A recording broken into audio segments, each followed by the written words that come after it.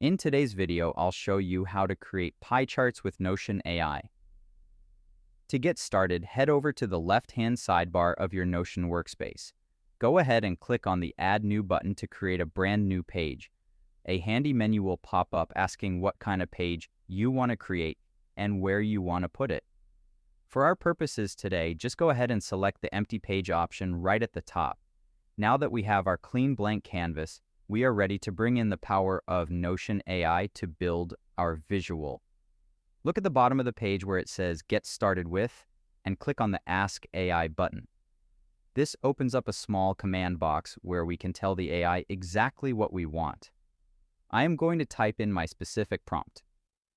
I will ask it to create a pie chart showing the top 5 countries by population in Mermaid format. Specifying Mermaid format is the absolute key here, as it allows Notion to instantly render the generated code into a seamless visual diagram. Once your prompt is fully typed out, just click the Submit arrow on the right. Now, we just sit back and let Notion AI work its magic. You will see it actively crafting your response on the screen. It automatically generates the required mermaid code block and then instantly renders that raw code into a beautiful visual pie chart right inside your workspace. This might take just a few moments depending on your specific request, but it completely eliminates the need to manually build the chart yourself. We now have a perfectly formatted pie chart with clear, accurate percentages and a highly helpful legend right on the side. If you want a much better look at your new diagram, simply hover your mouse over the chart area and click on the magnifying glass icon to expand it.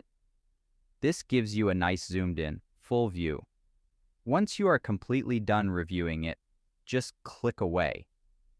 If you ever want to use this chart outside of Notion, hover over the top right corner of the block, click the Options menu, and select the Download icon. Your newly generated chart will quickly download as an image file.